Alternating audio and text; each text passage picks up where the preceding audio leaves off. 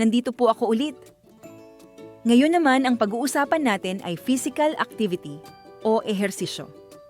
Kayo po ba, ano ang paboritong exercise nyo? Paglalakad? Zumba o pagsayaw? Pag-aayos ng bahay? Paglalaro? Pagtakbo? O hindi po kayo masyado nag-iihersisyo? Ang inyong mga halimbawa na nabanggit ay pwedeng irekomenda sa mga komunidad na makakausap natin tungkol sa physical activity. Kung di pa masyadong nakaka-ehersisyo, alamin natin kung ano ang mga rekomendasyon tungkol dito. Siguradong may mapupulot ka ring impormasyong magagamit mo sa sarili mo. Gamit ang flip chart, kita natin sa larawan ang paalalang. Gumalaw araw-araw para sa malusog na katawan. Ayon sa rekomendasyon, maglaan ng kahit 30 minuto ng pisikal na aktibidad 5 beses sa isang linggo. Hindi kailangang tuloy-tuloy, pwede itong hatiin sa umaga, hapon, o gabi. Ang mahalaga, gumagalaw tayo.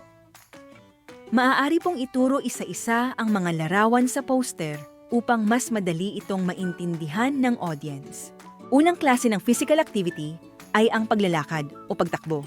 Maaaring simple lang ito tulad ng pagpunta sa palengke, paaralan, trabaho, o di kaya'y sa paligid ng bahay. Pangalawa, ang pagsasayaw o zumba.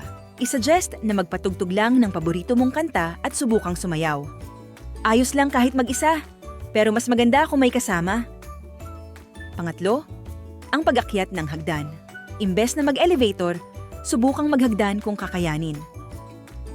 Pang-apat, ang paglalaro. Mga tradisyonal na laro gaya ng patintero, lukson tinik, o kahit simpleng habulan kasama ang mga bata. Panglima, ang pagtulong sa bukid o mga gawaing bahay, tulad ng pagtatanim, pagsisibak ng kahoy, pagbubuhat ng gamit, pagwawalis, paglalaba, at pag-aayos ng paligid. Maraming anyo ng ehersisyo. Hindi kailangang komplikado o mahal. Ipaalala sa audience na anumang galaw na nagpapabilis ng tibok ng puso at nagpapagalaw sa katawan ay nakakatulong sa kalusugan.